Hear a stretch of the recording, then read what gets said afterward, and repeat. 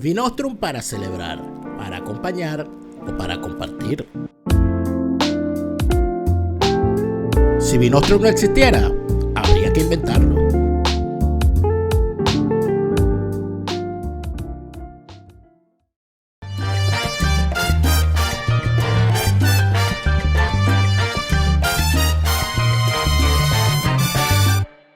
Me va a dejar hablar. Usted es bien nervioso.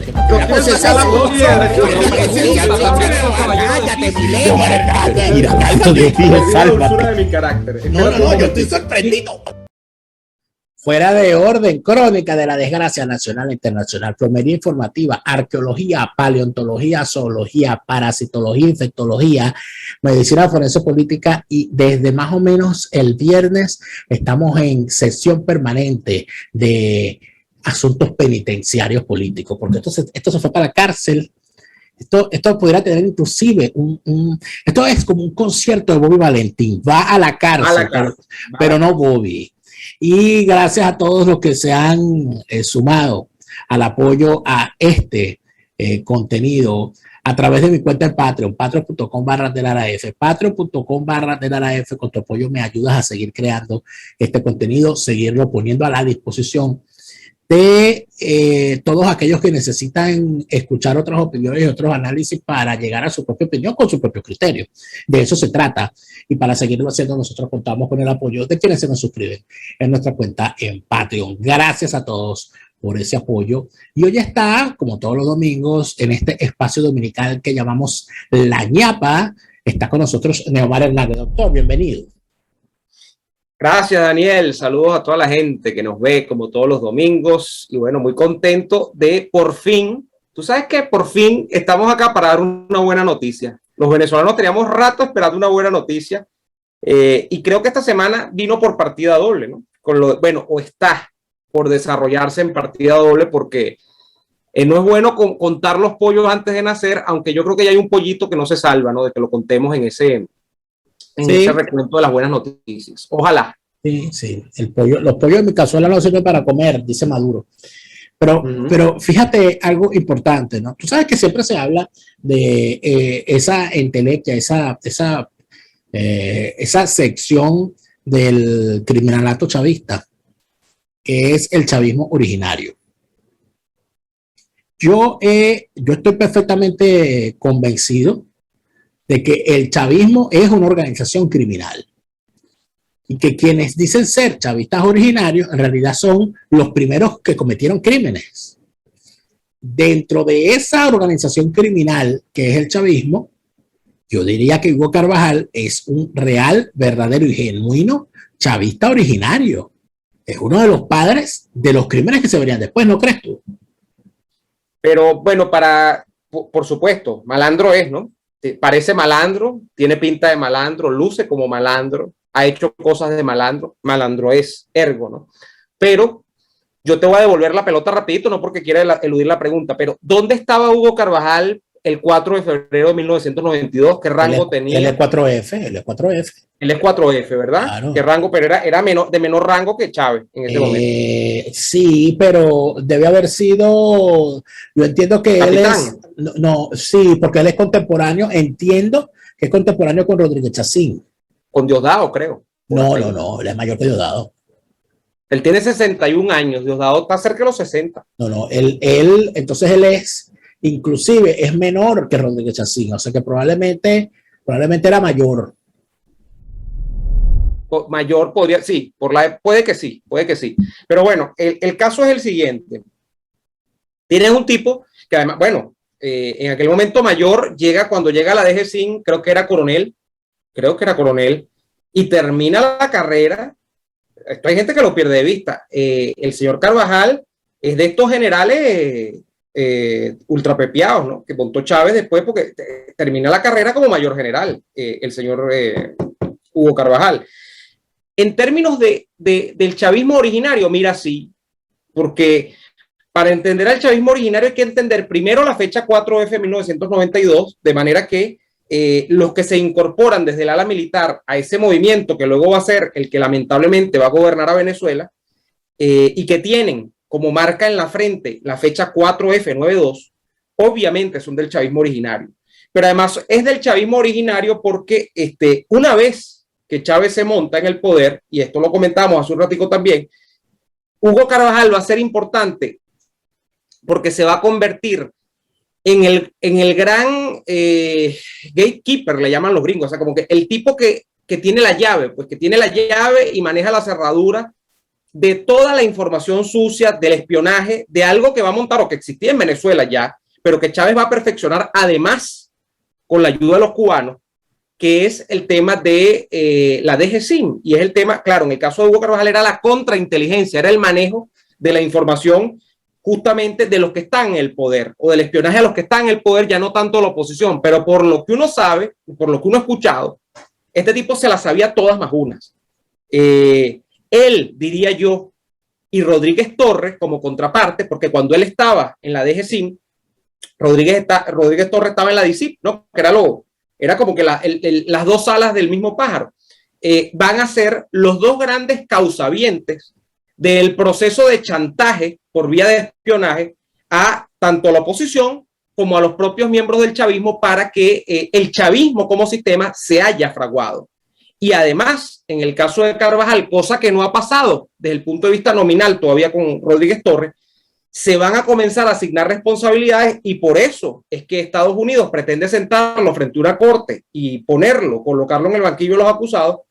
Se va a hablar de una realidad que va a comenzar a llevar a militares venezolanos desde el punto de vista formal. Estas denuncias son viejas también en el sistema o en los cuarteles venezolanos de convivencia de ciertos estamentos militares con el narcotráfico. O sea, el tipo es importante por donde lo veas, es chavista originario por donde lo veas porque participa desde un primer momento en asuntos que son sensibles para el establecimiento del sistema, del ecosistema, gran ecosistema chavista, que bueno, que es el que estamos nosotros viendo en desarrollo todavía con Maduro. Espionaje, con esa especie de concubinato de los cuarteles con el narcotráfico y el surgimiento a tal punto de que esto es así, de un llamado cartel, que le van a poner cartel de los soles, entendimiento con grupos de el terrorismo internacional. En principio, a Carvajal se le vincula muchísimo a la guerrilla colombiana. Y además, el tema de que obviamente es militar y de que obviamente viene de esa fecha que parece que es importantísima para meterse en la pila bautismal de este chavismo, de esta clase de chavismo, que es 4F92. Entonces, por donde lo veas, chavista originario. Bueno, chavista originario del cual podamos dar algunos datos originales. El señor Hugo Carvajal Barrio formó parte de la promoción, que era lo que hablábamos ahorita, de la promoción Pedro Camejo Negro Primero, egresado del año 81 del siglo pasado. Fue una promoción de 73 personas, y él fue el número 59, es decir, entre los últimos. Se graduó de vaina. De su promoción, entre los últimos de su promoción. Se graduó porque Dios es grande. El primero de esa promoción es Ronald Blanco La Cruz. Y en esa promoción destacan los siguientes personajes también del chavismo originario: Edgar Hernández Berens, Carlos Gullón Celis, que entiendo es uno de los primeros disidentes junto a Arias Cárdenas, pero con la diferencia que creo que él nunca volvió, Gullón. No. Por aquí veo también veo a esos, creo que por aquí haya otro. Mira, Giuseppe Pilieri, parte de esa promoción. Y oye, no veo a más nadie reconocido en la lista. O sea que podemos decir que fue una promoción mediocre tirando a mala. Bueno, pero si los más conocidos son bueno, pero Edgar Hernández Berens, que mucha gente no le suena, fue una pieza militar muy importante para Chávez en un momento para manejar el sistema bancario. Fue el primer director de Cadivi. Además, el control cambiario. Entonces, y luego creo que estuvo en la superintendencia de bancos, creo. Y tuvo dirigiendo los bancos. ¿Y dónde andará con ese poco real? Ha perdido. ¿Dónde andará? Ronald Blanco La Cruz, creo que está ahorita en una etapa, como él es evangélico. No, Blanco La Cruz, la última vez que yo lo vi, estaba de embajador en Cuba. Sí, yo pensé que estaba de opositor ahora. No, No. Lo estoy confundiendo. Lo confundo con Florencio Porras, que era gobernador, era de Mérida. O sea que lo confundo a los dos. Sí, Florencio Porras ahora es opositor. Sí. Pero es civil. Florencio Porras es civil. Bueno, dice Florencio que es opositor. Pero es que fíjate lo importante de todo esto para el chavismo antes y después del pollo. ¿Cómo es eso? El Pollo Carvajal es de los alzados del 4 de febrero, que teniendo el rango de capitán, él era capitán, o por lo menos le correspondía ser capitán. No sé si ya estaba ascendido, porque siendo uno de los últimos de su promoción está complicado. El Pollo Carvajal, cuando Chávez llega al poder, es uno de los pocos oficiales del 4 de febrero que decide reincorporarse a la fuerza, o que Chávez les pide que se reincorpore. Hubo uno que se reincorporó y estuvo poquito tiempo porque lo que quería era reincorporarse para que le dieran el ascenso y se volvió a retirar, que fue Vilma Mora. Y hubo otros más así y que se fueron y se incorporaron en la política.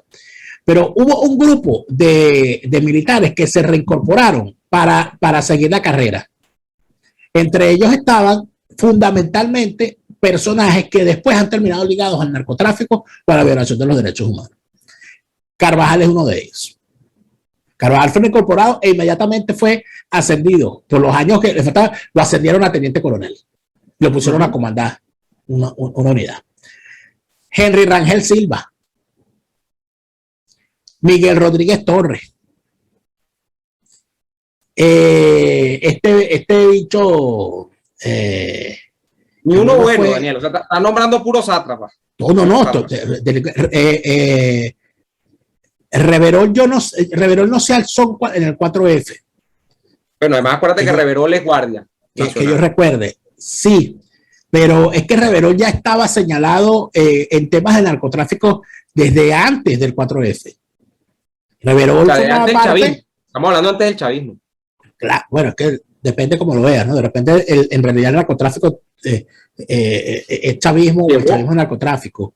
Sí, ahí había un grupo de militares, él fue uno de los que estuvo involucrado en las famosas supuestas entregas controladas, que en el caso de la legislación nacional no existían, y lo agarraron a él y agarraron a otro personaje que Antonio Rodríguez San Juan, que después fue gobernador del Estado Vargas, también de la Guardia Nacional, y a uno de sus segundos también, que fue hasta no hace mucho estuvo en la política también en el PSUV de Vargas y también estuvo metido en esos rollos. Todo eso lo cuenta es Mildred Camero, que les llevaba el paso a todos ellos y que tuvo que sufrir las consecuencias. Pero cuando se llega a todo esto, tú estás viendo, ¿no? Cómo los tipos o sea, para que veamos de verdad, es que no es exageración, es que el chavismo es crimen. El chavismo es crimen. O sea, Chávez los reincorporó en la fuerza y los puso a trabajar para el crimen de una vez. O sea, los reincorpora y los tipos entran a dirigir, a montar el cartel de los soles y a organizar todo eso. Además, mira, Cliver Alcalá Cordones. Te lo iba a nombrar, te iba a decir. Fue otro de los reincorporados. Señalado por narcotráfico también. Exactamente. Entonces, oye, está perdido. ¿Cómo llamativo eso, no? Ponte esto ahí, al frente, ahí. Está perdido y tú preguntabas la semana pasada dónde está Cliver Alcalá, o esta semana me lo preguntabas, no recuerdo. Entre tantas cosas que hacemos juntos, ya no me acuerdo. Mira, Cliver Alcalá, tantas cosas en los medios. Sí, por favor, aclara. Pues empieza la gente con el chalequeo. Porque entonces tú empiezas con tu chalequeo. De la gente a tergiversar, pero no me van a provocar. Mira, el caso es que no te extrañe que Cliver Alcalá en cualquier momento resucite también públicamente y bueno, porque el tipo lo revivan preso. Está otra pieza que misteriosamente aparece y lo capturan. O sea, eso puede pasar. Cliver Alcalá también señalado, sobre todo, creo que el caso de Cliver Alcalá tiene que ver con el puerto de Puerto Cabello. Obviamente porque el área donde él comandaba era esta área del centro norte del país, ¿no? En Carabobo, con el tema militar, el ejército. Mira, cuando tú dices que el chavismo es crimen, y cuando uno ve el caso y ve lo que está ocurriendo con Alex Saab, por el otro lado, que es otro tema, aunque empata y todo confluye en lo mismo, pero es un civil, poco más joven, de una estructura más ligada al momento donde Maduro comienza a crear una boliburguesía y todo lo demás. Fíjate que todo lo que tiene que ver con el develar las estructuras criminales del chavismo, ¿por dónde está viniendo? Bueno, supuestamente a partir de mecanismos de justicia internacional. Aquí la justicia nacional está otra vez brillando por su ausencia. Aquí estamos nosotros esta semana nada más asistiendo a 2 casos, que uno en Cabo Verde y el otro ahora esperamos que termine de despacharse el tema España y vaya a los Estados Unidos, porque los dos van a terminar en los Estados Unidos en teoría si todo sale bien. Pero el momento, Daniel, nos lleva a que es el mundo, es la justicia de otros países la que va a terminar poniendo, lamentablemente, y no sé hasta cuándo, ojalá lo veamos nosotros, esto se revierta en algún momento y sea acá, donde de verdad hay un sistema de justicia y todo lo demás, la naturaleza verdadera del chavismo en relieve ante la opinión pública nacional e internacional. O sea, solo la justicia internacional nos salvará. Parece que puede ser nuestro eslogan en este momento, porque no hay posibilidad de que por vía interna, ya no ni siquiera a través de hablar de la política, de la MUD, ni de los militares, sino de la justicia, nosotros veamos que se nos dé un momento de alegría de un delincuente de esto se ha llevado frente a un banquillo y un tribunal.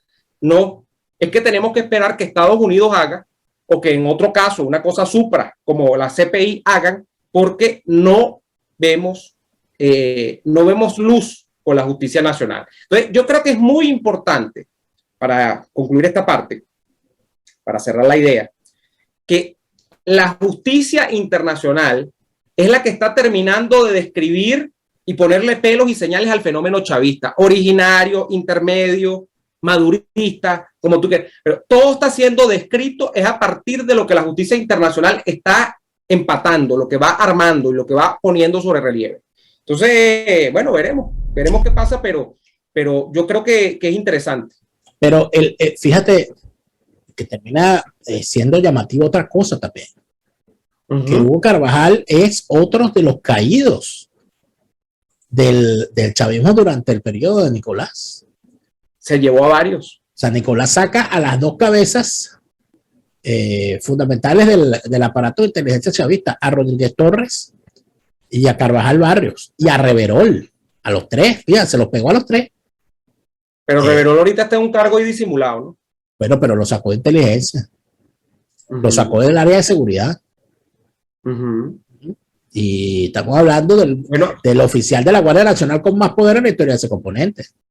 Pero es que, Daniel, si tú revisas lo que ha hecho mejor Maduro, y eso explica un poco la permanencia de Maduro 7 años después, cuando el Caprilito en 2013 le dijo el mientras tanto, tiene que ver con la capacidad de Maduro de purgar el entorno chavista. Esos 2 que tú dices de la inteligencia, pero ¿y qué me dices del otro contendiente que era el que manejaba la finanza, que era Rafael Ramírez, purgado también? ¿Qué me dices de lo que está ocurriendo en este momento con los bichos estos, digamos, más ideologizados, los bichos más creyentes, más cubanófilos que tenía el chavismo, que eran estos muchachitos tirapiedra, malandrines de quinta del Frente Francisco Miranda con la Erika Farías, que la están sacando, pero ni siquiera en cámara lenta, la sacaron así, ¡puah!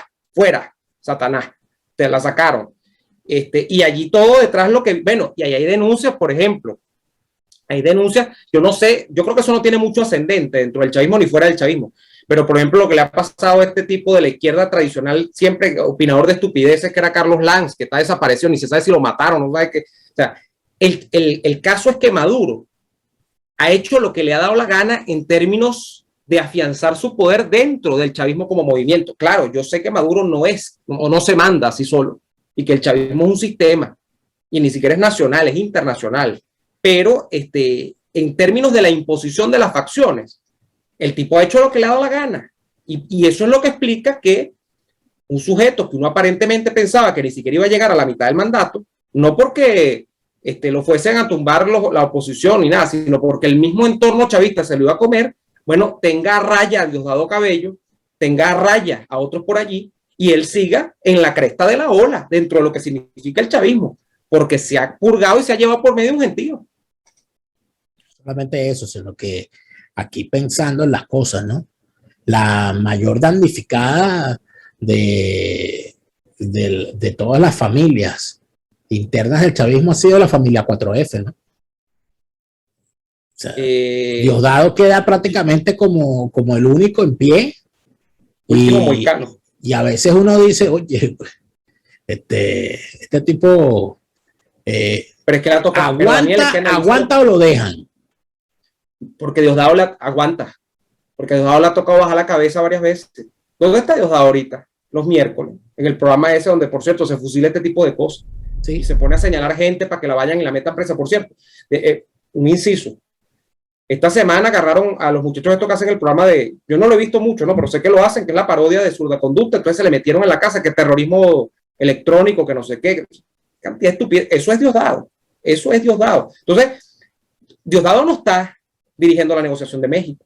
De hecho, tú no identificas a priori, porque Jorge Rodríguez, si tú me dices alguien que ha agarrado vuelo en la época de Maduro, alguien que ha tomado, si es que tiene algún vuelo alguien fuera de lo que significa Maduro, aunque yo creo que él es del grupo de Maduro, obviamente es Jorge Rodríguez, pero ¿qué ha hecho Diosdado en estos años? Sobrevivir. Diosdado no está dirigiendo la Asamblea Nacional. Diosdado no tiene, uno no identifica un negociador de Diosdado en la mesa de México, para empezar por allí. Los cuales son los prioritarios, Jorge Rodríguez, Torrealba es de Maduro, el hijo de Maduro, o sea, Maduro tiene el tupé de mandar al hijo de negociador. No hay un tipo que tú digas, mira, este es de Diosdado Cabello. Pasaba mucho, o pasa todavía, que hay ciertos puestos militares que uno los vincula, como el caso de Llofreda, no sé el caso de Remigio Ceballos, nosotros lo hemos empatado más con la onda de Vladimir Padrino, que lo pusieron ahora en esta responsabilidad que le han dado, ¿no? Pero las cabezas dentro del chavismo, de lo que uno podría llamar la vertiente de Diosdado, que uno lo ve como un tipo superpoderoso y todo lo demás, bueno, esa estrella se ha ido apagando. Lo que pasa es que él no ha permitido que se apague completo porque no es ningún mocho, Diosdado, como el hermano, ¿no? Diosdado no es mocho, Diosdado sabe defenderse, pero no ha podido descollar, no ha podido suplantar a los grupos de poder de Maduro. Entonces, yo creo que es un sobreviviente. El tipo ha sobrevivido, pero la ha tenido difícil. Sin embargo, parece que todavía le quedan unas cositas por ahí. Por lo menos no le ha ido mal económicamente, ¿no? Dice uno, ¿no? Aquí especulando. Bueno, no sé. No sé. Uno sí, se ha dicho tanto. Aquí uno dice, aquí uno ve cada cosa que eso y dice, no, eso es de Diosdado. Claro, pero también, pero fíjate una cosa, ¿no? Que a mí me llama mucho la atención de todo esto. ¿Qué pasará con los bienes que quedan en Venezuela de estos bichos que se meten a sapo? Porque el Pollo Carvajal tenía varias propiedades en Cerro Verde, en Cumbres de Curumo, en Monagas, tenía cosas por todas partes, ¿no? ¿Quién se queda con eso? O sea, yo creo que ahí eso no es la fiscalía que va y hace un proceso de confiscación de bienes provenientes del delito y luego lo pone a la disposición de una subasta para con ese dinero alimentar a los organismos de combate contra el crimen en su presupuesto. No, señor. Bueno, ¿quién se quedó con las casas de Pablo Escobar? Más allá de la Hacienda Nápoles, que quedó para exhibición de turistas. La gente uno puede, entiendo que uno va a Medellín, creo que es Medellín donde está. Y tú no vas, que todavía creo que quedan los vestigio de la pista de aterrizaje, tal, queda como museo, ¿no? De lo propio, por supuesto. Pero, ¿cuántas casas no había? Lo que llaman, o sea, porque es mucho el tema justamente la gente que está en esta industria, en el comercio de la mafafa, esto de tener casas y casas y casas y casas para esconderse y tal. Les encanta. ¿Ah? No, el Pollo Carvajal tenía más que una mansión, un búnker allá en Cerro Verde, con sótanos y cosas aquellas donde todo el mundo presume que ahí ocurrían cosas, ¿no? Y que se escondían cosas además. Pero yo creo que sí hay un antes y un después en el chavismo, con la caída de Carvajal. Y además de eso, que no solamente el hecho de que el tipo se haya caído del chavismo, ¿no?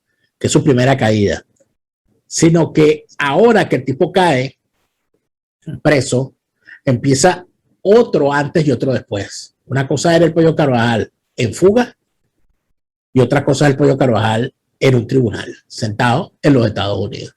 Vamos a ver si eso termina ocurriendo, pero bueno, las acontecimientos están en desarrollo. Nosotros veremos en qué va esto, ¿no?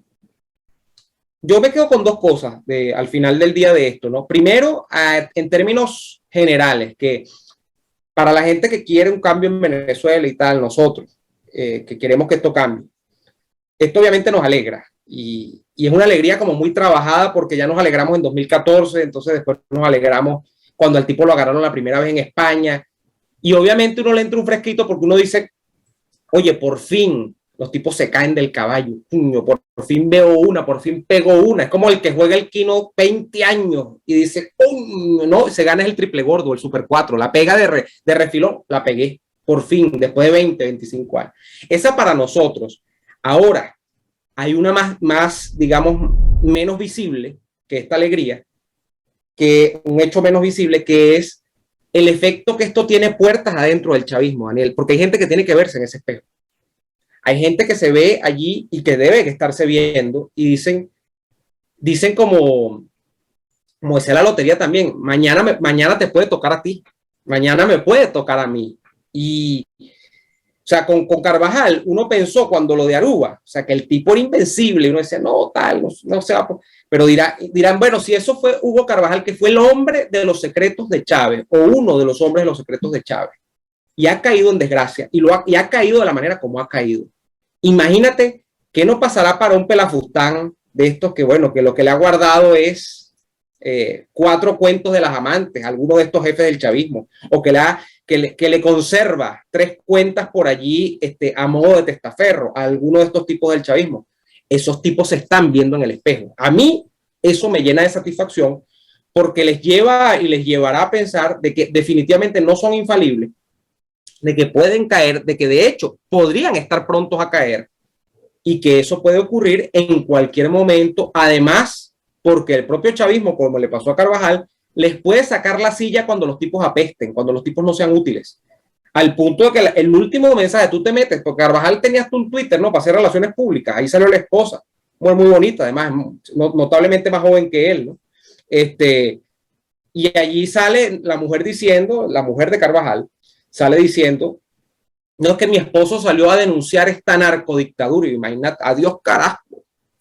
Y eso lo decía en 2019, digo, narcodictadura. Hugo Carvajal hablando de la narcodictadura. Entonces, cuando se dan estos procesos de caída en desgracia de los hombres de la revolución, que por cierto, quien quiera ver cómo se siguen dando o se han dado con más fruición, que vea la historia de Cuba y el castrismo, es muy interesante. Y es muy reconfortante para los que esperamos justicia y para los que queremos ver a todos estos tipos a donde corresponden. Primero en un tribunal y después en una cárcel. No tengo más nada que decir. En una cárcel y que se pudran en la cárcel, que se queden allí para siempre. Gracias, Omar, por esta conversación. Gracias a ustedes, amigos, por otra semana donde estuvimos revisando todo el acontecer. Una semana que empezó lenta, pero al final terminó metiéndole la chola al acontecer informativo.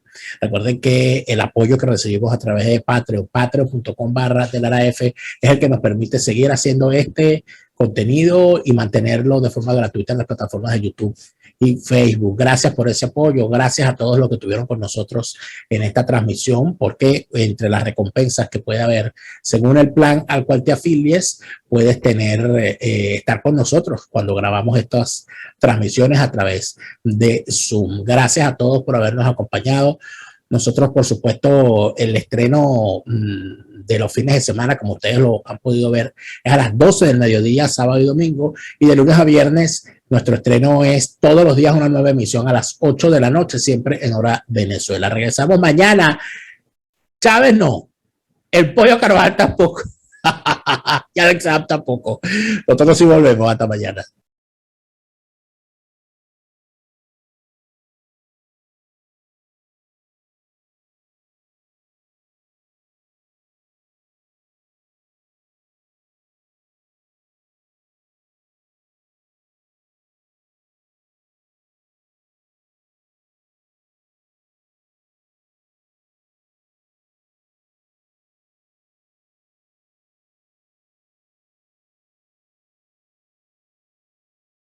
¿Quieres enviar algo desde los Estados Unidos a Venezuela? Tuplata.com.be es la mejor opción. En tuplata.com.be además te asisten con tus compras y si lo necesitas, incluso las hacen por ti. No busques más couriers de dudosa procedencia, envía rápido y seguro, en avión o en barco, nos ajustamos a tu presupuesto. Tuplata.com.be, la tarifa más baja y en el mejor tiempo.